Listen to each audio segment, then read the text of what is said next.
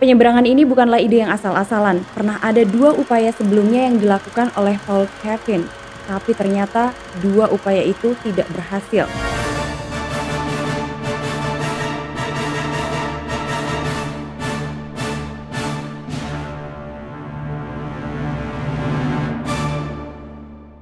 Andrew McAuley, seorang pria yang lahir tanggal 7 Agustus 1968 di New South Wales. Ia adalah seorang pendaki gunung dan juga sea kayaker asal Australia. Banyak orang yang menduga ia telah meninggal antara tanggal 9 sampai 12 Februari setelah upaya penyeberangan di Laut Tasman gagal. Andrew sendiri adalah seorang konsultan IT dari pinggiran kota Sydney, tapi ia memiliki hobi olahraga yang memacu adrenalin seperti mendaki gunung dan perahu kayak. Ia pernah melakukan upaya pendakian di Pakistan, Patagonia, dan Australia. Kemudian ia memiliki tekad yang kuat untuk bisa menyeberangi Laut Tasman. Sebelum tekad untuk menyeberangi Laut Tasman itu dilakukan, sebenarnya ia pernah menyelesaikan 3 penyeberangan dari Australia ke Tasman melalui Selat Bass yang terkenal kejam dengan jarak 500 km. Kemudian ia juga pernah melakukan perjalanan solo selama 7 hari melintasi Teluk Carpentaria yang berbahaya di Australia dengan jarak 675 km. Sehingga kemudian di tahun 2005 ia pernah mendapatkan penghargaan The Adventure of the Year dari Australian Geographic. Karena ia merasa ia pernah memiliki pengalaman menyeberangi lautan, maka kemudian ide luar biasa besarnya dikemukakan bahwa ia ingin menyeberangi Laut Tasman menuju ke Milford, New Zealand yang berjarak 1.600 km. Bahkan untuk mempersiapkan ide yang luar biasa itu, ia sampai membutuhkan waktu sekitar 10 tahun lamanya. Ide penyeberangan luar biasa ini bukan tanpa persiapan, karena ternyata Andrew ini telah mempersiapkan segala sesuatunya dengan detail, mulai dari persiapan fisik, mental, bahkan peralatan untuk menyeberangi lautan yang kemungkinan akan memakan waktu kurang lebih selama 1 bulan. Tentu saja ide besar yang disampaikan oleh Andrew ini bukan tanpa kritik. Bahkan pada saat itu pihak polisi dan juga tim SAR Australia sempat memperingatkan Andrew agar tidak melakukan perjalanan tersebut. Mereka menganggap perjalanan ini merupakan sebuah perjalanan yang berbahaya. Untuk meyakinkan bahwa penyeberangan yang dilakukan oleh Andrew ini aman, kedua pihak ini sampai harus menguji peralatan yang akan dibawa oleh Andrew. Mereka akhirnya menyimpulkan bahwa kayak yang akan digunakan oleh Andrew ini aman. Kayak yang digunakan oleh Andrew ini diketahui adalah Mirage setinggi 19 kaki yang dimodifikasi untuk dapat tidur di dalam kokpit dilengkapi dengan kanopi fiberglass berwarna kuning. Kayak itu sendiri juga diberi nama Casper. Disebutkan bahwa kayak yang digunakan oleh Andrew ini memiliki tingkat keamanan dan perlindungan yang luar biasa meskipun nantinya kayak akan menerpa badai. Fakta bahwa Andrew akhirnya diberikan izin untuk melakukan penyeberangan oleh pihak-pihak terkait membuktikan bahwa sebenarnya penyeberangan ini aman awalnya. Karena sebenarnya pada bulan Desember tahun 2006, Andrew pernah melakukan upaya penyeberangan dari Tasman menuju ke New Zealand. Tapi penyeberangan itu hanya berlangsung kurang lebih selama 48 jam. Dengan kata lain, percobaan pertama itu gagal. Karena diketahui kabin dari kayak yang akan digunakan oleh Andrew itu tidak bisa menjaga kehangatan sehingga khawatir akan terjadi sesuatu. Akhirnya Andrew kembali lagi ke daratan. Ia memperbaiki dan memodifikasi kayaknya. Hingga kemudian pada tanggal 11 Januari tahun 2007, Andrew mencoba lagi upaya penyeberangan laut sendirian dengan kayak yang sudah dimodifikasi. Seharusnya kayak yang digunakan oleh Andrew itu adalah sebuah kayak yang tahan badai dan juga tahan dengan suhu dingin. Pada saat memulai penyeberangan awalnya, Andrew masih secara rutin menghubungi keluarganya dan juga menghubungi pihak-pihak terkait melalui telepon satelit. Hingga kemudian di beberapa minggu berikutnya, sekitar tanggal 27 Januari, kondisi penyeberangan itu tiba-tiba saja berubah. Bencana mulai terjadi, di mana badai mulai terjadi dan menerjang jalur penyeberangan. Pada saat itu, Andrew disebutkan harus mendekam di dalam kayaknya selama 28 jam. Begitu dahsyatnya badai yang terjadi ketika itu, sehingga kemudian akhirnya membuat kayak yang digunakan oleh Andrew ini terombang-ambing. Beberapa pihak menyebutkan sebenarnya pada saat awal pertama kali kayak itu terkena badai seharusnya Andrew segera menghubungi tim SAR. Tapi Andrew tidak melakukan hal itu. Kemungkinan Andrew tidak mau menghubungi tim SAR karena jika ia menghubungi tim SAR maka kemudian upaya pencarian akan dilakukan. Dengan kata lain, upaya untuk menyeberangi antara Australia menuju ke New Zealand itu akan gagal.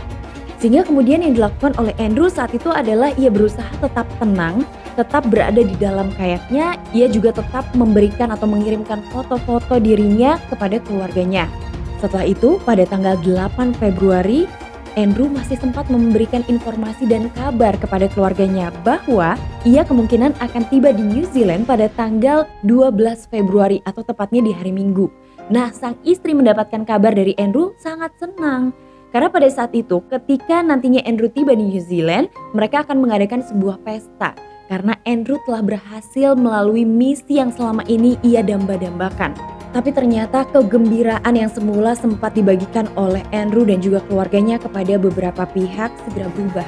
Pada tanggal 9 Februari 2007 atau hanya beberapa hari sebelum waktu ketibaan Andrew, tiba-tiba saja penjaga pantai New Zealand menerima panggilan radio yang tidak jelas dan tidak dapat dipahami. Saat itu, pesan tersebut segera disampaikan kepada pihak keluarga Andrew. Tapi pihak keluarga Andrew justru tidak percaya karena menganggap bahwa informasi yang disampaikan itu hanyalah sebuah tipuan. Nah, setelah mendapatkan panggilan radio, maka kemudian ada upaya pencarian kecil-kecilan yang dilakukan karena biar bagaimanapun harus ada tanggapan setelah informasi darurat disampaikan kepada pihak penjaga pantai New Zealand. Tapi ternyata upaya pencarian itu tidak membuahkan hasil. Tim SAR tidak menemukan apapun ketika itu. Hingga kemudian pada hari Sabtu pagi, analis pesan radio berhasil menguraikan beberapa kata yang mengerikan. Di antaranya adalah sebuah kata membantu dan tenggelam. Maka setelah pesan darurat itu dianalisa, upaya pencarian besar-besaran segera dilakukan. Pesawat-pesawat saat itu menyisir lautan seluas 25.000 km persegi yang diombang-ambingkan oleh angin. Pada hari Sabtu malam, Pusat Koordinasi Penyelamatan New Zealand menemukan kayak milik Andrew yang terbalik hanya 54 km lepas pantai Milford Sound. Pada saat itu diketahui kanopi yang terpasang di kayak telah terlepas. Sementara di dalam kayak itu masih ditemukan peralatan, perlengkapan, bahkan persediaan makanan milik Andrew. Tim SAR lainnya berusaha untuk membuka GPS dan mencari tahu di mana posisi kayak milik Andrew. Ketika upaya pencarian dilakukan, mereka harus menelan kenyataan pahit di mana mereka sudah tidak lagi bisa menemukan keberadaan Andrew. Tapi mereka menemukan kayak yang digunakan oleh Andrew. Kayak itu ditemukan dalam kondisi terbalik, tidak ada siapapun di dalamnya. Setelah beberapa hari dilakukan pencarian oleh tim SAR dari Australia dan juga New Zealand, pada akhirnya mereka mengambil kesimpulan bahwa Andrew telah menghilang tenggelam di tengah laut. Investigasi segera dilakukan. Investigasi itu dimulai dari flash disk dan peralatan yang masih tertinggal di kayak milik Andrew. Pada saat proses investigasi dilakukan pada tanggal 12 Februari, upaya pencarian terakhir akhirnya selesai. Pada hari Senin tanggal 12 Februari, setelah 3 hari menunggu dan berharap menemukan Andrew dalam keadaan hidup, akhirnya pencarian dibatalkan. Maka disimpulkan antara tanggal 9 sampai tanggal 12 Februari adalah hari di mana Andrew meninggal dunia. Pelaut veteran yang memimpin ekspedisi sempat memberikan prediksi cuaca. Ia mengatakan sejak awal kekhawatiran terbesar adalah pendekatan ke New Zealand. Karena rute yang akan dilewati oleh kayak milik Andrew itu akan menerjang badai dengan lokasi yang sangat menakutkan di mana beberapa kapal pernah tenggelam dan menelan korban jiwa. Rute penerbangan yang dilewati oleh Andrew itu memang terkenal dengan ombak setinggi 2-3 meter. Memang tidak cukup besar. Kalau beruntung, maka Andrew seharusnya tiba di New Zealand. Tapi pada kenyataannya, kondisi gelombang dan ombak saat itu sangat kuat. Hingga akhirnya membuat upaya yang dilakukan Andrew gagal. Diduga kekuatan badai yang menghempas kayak yang sedang digunakan oleh Andrew mencapai 40 knot. Yang akhirnya membuat telepon satelit cadangan dan suar pelacaknya tidak berfungsi.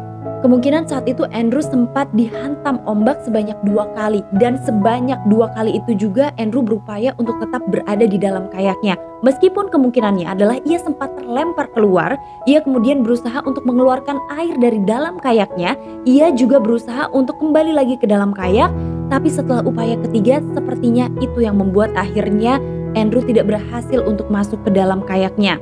Nah, ada beberapa dugaan juga, kemungkinan besar kenapa akhirnya Andrew tidak selamat adalah kanopi yang terpasang di kayak itu sepertinya terlepas. Dan itulah yang akhirnya membuat Andrew tidak bisa mempertahankan keberadaannya di dalam kayaknya sendiri. Dan pada akhirnya, pesan yang disampaikan oleh Andrew kepada anak dan istrinya merupakan pesan terakhir sebelum akhirnya ia tidak pernah ditemukan lagi. Sampai saat ini tidak pernah diketahui secara pasti apa yang benar-benar dialami oleh Andrew hingga akhirnya Andrew dinyatakan menghilang tapi kayaknya ditemukan. Kayak yang telah didesain sangat aman dari kondisi cuaca buruk justru membawa Andrew pada kematiannya. Nah, Delvers, itulah kisah dari Andrew McAuley yang awalnya berniat untuk melakukan penyeberangan hingga kemudian mencetak rekor, tapi justru hal itulah yang membawanya pada akhir dari kehidupannya. Kalau kalian mau menambahkan informasi mengenai apa sih yang kira-kira terjadi dan dialami oleh Andrew, kalian boleh banget tulis di kolom komentar. Dan kalian boleh banget diskusi sama aku di kolom komentar. Sampai ketemu lagi di episode selanjutnya. Assalamualaikum warahmatullahi wabarakatuh.